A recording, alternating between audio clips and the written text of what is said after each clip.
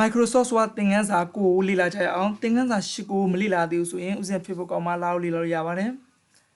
Microsoft ว่า software ဖွင့်မယ်ဒီ Microsoft ว่าမှာကဏ္ဍတွေတွက်တဲ့နေကိုဥစဉ်အရင်ရှင်းပြပေးပါမယ်ကဏ္ဍတွက်ချင်လို့ရှင် keyboard ကနေ control နဲ့ F9 ကိုတွက်နေလိုက်ပါ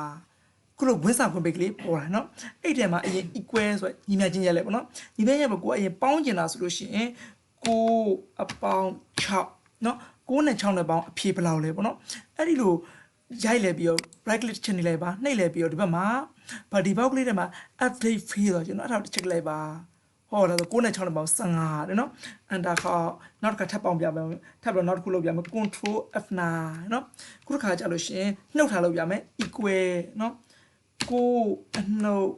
9 9ရဲ့9နှုတ်ရင်အဖြေဘယ်လောက်လဲပေါ့နော် right click တစ်ချက်နေ update field တစ်ချက်လိုက်9ရက်9တော့အဖြေက4တဲ့ဟိုဒါမြောက်ပြပါမယ် control F9 เนาะ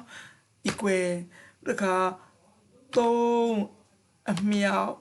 5เนาะသူအမြောက်က protest ပေါ့เนาะဒီခရီးပွင့်ပုံစံမျိုးလေးပါ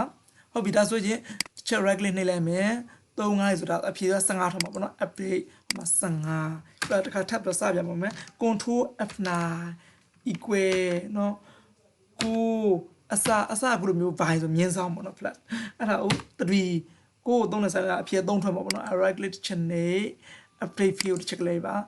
3ခုလိုမျိုး Microsoft မှာလွယ်လွယ်ကူကူအပေါင်းအနှုတ်အမြောက်စားလေးပြုလုပ်လို့ရပါတယ်တောင်းမလို့ခြင်းဆိုတော့ဖြတ်လိုက်ပါနော်ပြီးရင် insert ထဲဝင်မယ် insert ထဲဝင်လိုက်ပါကူအစဉ် smart art အကြောင်းရှင်းပြပါမှာ smart art ကိုချက်လိုက်ပါမယ်ဒီမှာ smart art ပုံစံအမျိုးရှိနော်ဒီထဲမှာကိုကြိုက်တာလေးရွေးလို့ရတယ်ပေါ့နော်ကိုကဒီထက်မှမကြိုက်ဘူးဒီမှာ list ထဲမှာဆိုရင်ဒီမှာ list နဲ့ပတ်သက်တဲ့ပုံတွေမှာအများကြီးရှိတယ်เนาะဥစဉ်ကဒီတစ်ခုပေါ့เนาะအဲဒါလေးဥစဉ်ဒီတစ်ခုယူလိုက်ပေါ့ဒါလေးတစ်ခုလောလောကူရှင်းရှင်းနေနေဒါလေးတစ်ခုယူလိုက်မယ်ယူပြီး okay နေလိုက်မယ်เนาะကဲခုလိုမျိုးပုံလေးရလာပြီဒီပုံလေးပွင့်သွားလိုက်များပဲဒီမှာ design တွေကို auto ရောက်သွားပါတယ်ဒီမှာ text ဆိုနေရှိအဲ့ဒါလေးစာရေးပေါ့เนาะ right click ချင်နေအဲ့ပေါ်ကနေကဲဒီမှာကိုကြိုက်တဲ့စာလေးရေးရဥစဉ်လောလောကူပဲ A လို့ရိုက်လိုက်မယ်เนาะ A ဒီမှာရိုက်ချင်တာရိုက်ပေါ့เนาะဥစဉ်ကဒါကို B လို့ရိုက်လိုက်ပေါ့နော် AB ဒါကိုတော့ AB ဒီကောင် Z လို့ပဲရိုက်လိုက်ပေါ့နော် ABZ ပေါ့နော်ဒီမျိုးဖြစ်ပါမယ်ဒါတွေကိုကိုယ်အစင်ဒီမှာပြောင်းနေတယ်ဆိုရင်ဒီမှာ chart ပုံလေးအခြားပုံလေးပြောင်းရကဒီပုံလေးပြောင်းနေတာလားဒါမှမဟုတ်လို့ရှင်ဒီပုံလေးပဲပြန်ထားမလားဒီမှာ၄အောင်မှာကိုကြိုက်တယ်လို့ပြောင်းလိုက်ရတယ်ပေါ့နော်ဒီမှာ color လေးထည့်မယ် color ဆိုရင်မှာ chain color မှာဝင်လဲပြီးရော color လေးမှာဒီပုံစံမျိုးပြောင်းပါလားဒီပုံစံမျိုးပြောင်းပါလားတော့အများကြီးပဲရှိတယ်နော်ကိုပြောင်းနေတဲ့ပုံစံမျိုးပြောင်းလို့ရပါတယ်ဒီဘက်မှာလည်းရှိတယ်ဒီဘက်မှာတစ်ချက်ကျဲလို့ရှိရင်ဒီမှာဖောင်းကြွပုံစံမျိုးလေးဖြစ်မှာလဲဒီမှာအယောင်တစ်ခုထည့်တိုင်းပို့တည်တာမနော်ဒီမှာဘယ်လိုမျိုးပုံစံလိုချင်လဲ3D ပုံစံမျိုးလိုချင်လားကိုကြိုက်တဲ့ပုံစံမျိုးဒါရိုးပုံစံမျိုးဒါရိုးလေးပေါ့နော်ဒါလေးမကြိုက်ဘူးငကိုတိုင်းပြန်ထားခြင်းဆိုဒီမှာ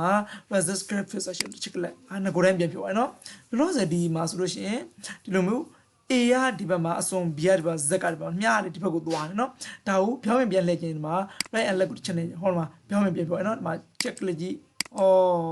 မြားလေတဲ့မြားကောင်းလေးဟိုဘက်ဒီဘက်ဒီပြောင်းရနော်ဒီဘက်က format နဲ့ဝင်ပါမယ် format နဲ့မှာဆိုလို့ရှိရင်ဒီမှာအများကြီးပြောင်းကြရှိပါနော်လောလောဆယ်ဒီမှာဒီ A ကိုအရင်ဒီ A ကိုကလေး select မှတ်လိုက်မယ်နော် select မှတ်လိုက်ပါဒီအတွင်းထဲကိုအယောင်ပြောင်းနေတယ်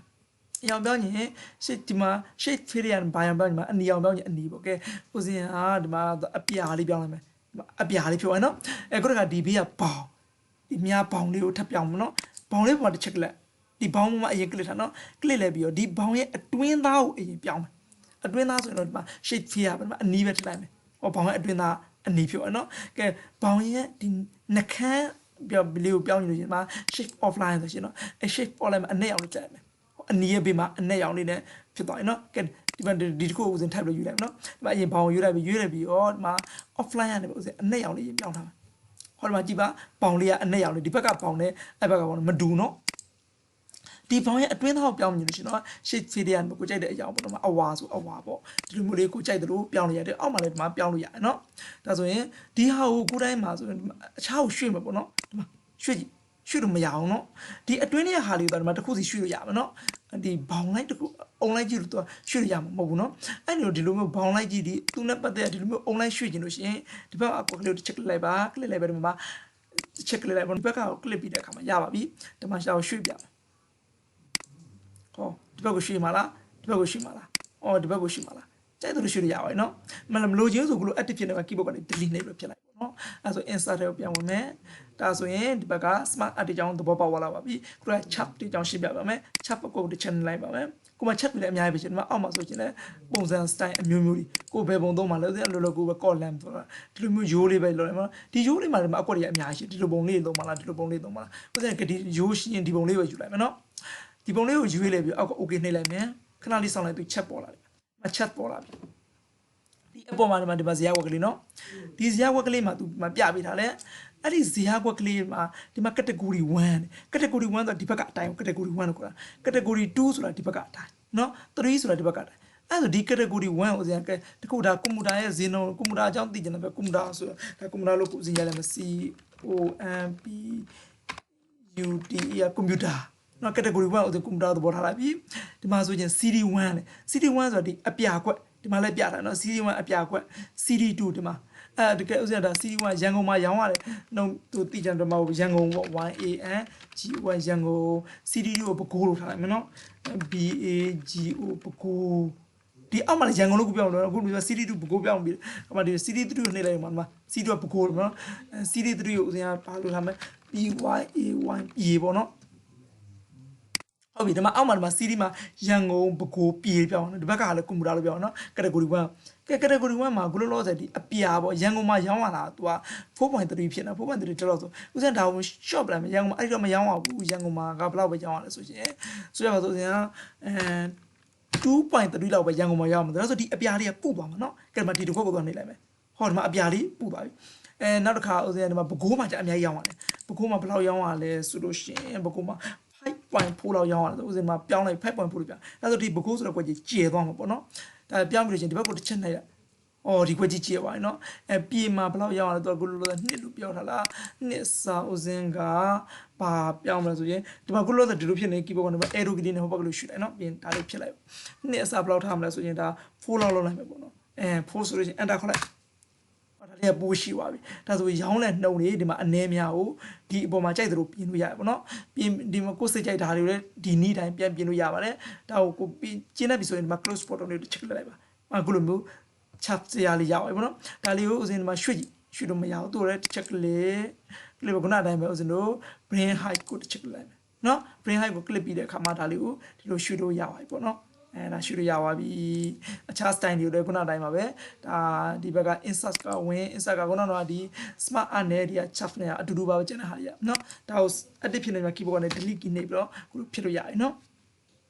ဒါဆို smart art နဲ့ chap ကြောင်းတည်သွားပြီ screenshot ရိုက်တဲ့အကြောင်းရှင်းပြပါမယ်ဒီ screenshot ကို check လိုက်ပါเนาะ click ဒီမှာ screen clipping တော့ပေါ့เนาะအဲ့ clipping check လိုက်ပါခဏလေးစောင့်လိုက်မှိန်သွားတယ်ဟောမှိန်သွားပြီအဲ့မှာကိုကဘဲပုံကိုလိုချင်တာလေကို screenshot ရိုက်ချင်တာပေါ့ဥစ္စာကဒီနီးပညာအခြေခံဘူဒ္ဓရာများကိုရှင်သူစေတာအကောင့်တွေလာကိုလေ့လာနိုင်ပါသည်ဒီစာလေးကိုလိုချင်ဒီဘက်တော့မောက်ကလေးနဲ့ဒီလိုဖိဆိုလိုက်အော်ကိုလိုမျိုးပြောဒါကတမတန်ဘရမှာတန်ဘရ screenshot ရတဲ့ပုံပေါ်တယ်နော်ဒီမှာပုံဆိုချင်တယ်ဒီပုံပြုတ်ပြင်တာပေါ့နော်ပြုတ်ပြင်တာကဥစဉ်အရင်သင်္ကန်းစာရှစ်မှာရှင်းပြီးသားဖြစ်တော့ထပ်ပြီးတော့မရှင်းတော့ပါဘူးဒီမှာဒါဆိုရင် screenshot ရိုက်တဲ့အကြောင်းသဘောပေါက်သွားလာပါပြီဒါကိုမကြိုက်ဘူးဆိုရင် active ဖြစ်နေကြ keyboard ကနေ delete ကိုနှိပ်လို့ဒါဖြစ်လို့ရအောင်နော်ဒါဆိုဒီဘက်က smart art လည်းသဘောပေါက်ပါ chat လည်းသဘောပေါက်ပါပြီ screenshot ရိုက်တဲ့အကြောင်းလည်းသဘောပေါက်ပါပြီအခုတစ်ခါဥစဉ် rate အကြောင်းပြန်ရှင်းပြပါမယ် equal RAMD rank တို့တစ်ချက်ရိုက်ပြီးတော့ open bracket เนาะဥစဉ်အခုတစ်ခါစာဖိုက်ရေက9 byte ရှင်းမအရင်9ရေးတယ်เนาะ comma တစ်ချက်ခံလိုက်စာဖိုက်ရေက9 byte စာချောင်းရေကဘယ်နှချောင်းလဲတစ် byte မှာစာချောင်းရေဒီ byte မှာ3ချောင်းဒါဆိုစာဖိုက်ရေက9 byte စာချောင်းရေ3ချောင်း close bracket ဒီလိုမျိုးဖြစ်သွားရင်เนาะရှေ့ဟာကစာပိုက်နောက်ကစာချောင်းပေါ့နော်ပြီးတာနဲ့ keyboard ကနေ enter ခေါက်လိုက်ပါ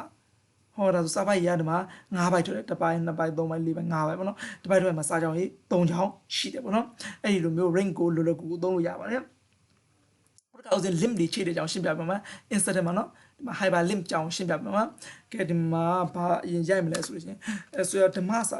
ပြန်ဒီHAMME ဓမ္မပေါ့နော်ဒီဓမ္မဆိုတဲ့စာပေတွေကနေပြီးလောက်လိုက်လို့ဒီဓမ္မဆိုတဲ့စာကိုနှိပ်လိုက်လို့ရှင်ဦးစင်းတို့ရဲ့ website တော့၎င်းပေါ့နော် Facebook တော့၎င်းတစ်ခုကိုညွှန်းတာပေါ့နော်အဲ့မျိုးဖြစ်ရှင်လို့ရှင်ရပါတယ်တော့ခဏလေးမိန်လိုက်ပေါ့နော်မိန်လဲပြီးတော့ဦးစင်းတို့link ချိတ်ချင်နေရတစ်ချက်သွားလိုက်ပေါ့နော်ဒါဦးစင်းတို့ရဲ့ site ကလေးပေါ့နော်ဒီဦးစင်းတို့ site ကဒီ link ကိုယူလိုက်ပေါ့နော်ဒီမှာအပေါ်မှာယူရမှာ link ရှိနော်အဲ့ကောင်ကိုတစ်ချက် click မယ် click လိုက်ပြီးမှာ copy ယူလိုက်မယ်နော်ယူပြီးတော့လို့ချင်းဒါလေးကိုမိန်လုံးလုံးပိတ်နေပိတ်လိုက်တော့ရပြီနော် ဒီမှာတစ်ချက်လိုက်မယ်ပြီးလို့ရှိရင်ဒီဓမ္မဆိုတဲ့စာပေါ်ဒီလို select ဖြစ်လို့ select လုပ်လိုက်နော် select လို့ right click ချင်နေလိုက် right နှိပ်လိုက်ကဒီမှာအပေါ်မှာ hyperlink ဆိုရှင်နော်အဲ့ hyperlink ဆိုတစ်ချက်လိုက်ပါကလိုပေါက်လေးပေါ်လာပြီဒီမှာအောက်ကမေးတွေနဲ့တခါလေ email လိုပေါင်းနဲ့ search လုပ်ရအောက်မှာ set လုပ်ရကြိုက်တယ်လို့လုပ်ရနော်အပေါ်ဟောက်တစ်ချေယူလိုက်ပါမယ်ရွေးလိုက်ပြီးဒီအောက်မှာ address မှာနော် address မှာခုနကတော့ဦးစင်းလို့ copy ယူထားတဲ့ link ကိုဒီမှာ right click နှိပ်လိုက်ပါ paste လုပ်လိုက်မယ်နော်ဒီမှာ paste ပေါ်သွားပြီဒီပေါ်ကကျန်တာဘာမှမပြင်တော့ပြီး okay နှိပ်လိုက်မယ်ဟောဒီမှာကြည့်စာ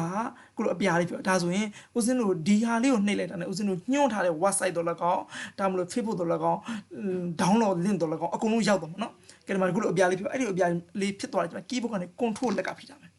control လက်ကဖိထားလဲချိန်မှာဒီပေါ်လေးကိုမောက်သွားတယ်မှာကိုလိုလက်ကလေးပေါ်လာတယ်အဲ့လိုလက်ကလေးပေါ်လာ dash ဆိုတဲ့ချက်နှိပ်လိုက်ခဏလေးစောင့်ပြလိုက်နော်ဒါဆိုရင်သူနဲ့ပတ်သက်တဲ့ link တခုပွင့်သွားတယ်ပေါ့နော်လို့စင်ဆွဲထားတာပါအဲဒီမှာဆိုလို့ရှိရင် check လေးတော့ကြည့်လို့ရှိရင်ဒါတော့တရားစာပေအများကြီးရှိပါတယ်ဒီမှာလာပြီးတော့တရားစာပေတွေလာ fetch လုပ်လို့ရပါတယ်နော်ဟုတ်ပြီဒါဆိုပိတ်လိုက်မယ်ဒါဆို link မျိုးဒီလိုချိတ်လိုက်ရတယ်ခုတစ်ခါဥစဉ်ဓာတ်ပုံလေးတစ်ပုံနဲ့ချိတ်ပြမယ်နော်ဥစဉ်ဖွေးလေးရေးလိုက်မယ်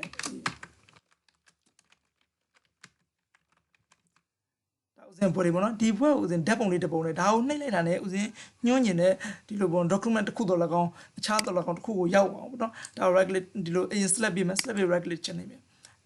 right click နှိပ်ပြတာလည်းများပဲဒီမှာ hyperlink ဆိုတာရှိမှာနော်အဲ့ဒီ hyperlink ဆိုတာတစ်ချက် click လိုက်ပြီးတော့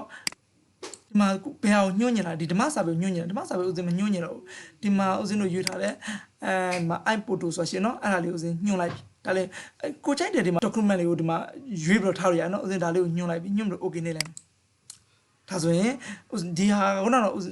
ညွှန်းလိုက်တဲ့နေရာကိုတက်ရအောင်ပေါ့နော်ခုနကတော့ဟာဥစဉ်ဓာတ်ပုံလေးပါကဲ keyboard နဲ့ control လက်ကဖိထားမယ်ဒီပုံက dash ဆိုတစ်ချက်နေလိုက်မယ်နော်ကလိုမျိုးပေါ်လာတယ် yes ပေးလိုက်ပါဒါဆိုဥစဉ်ဓာတ်ပုံလေးပွင့်သွားပြီနော်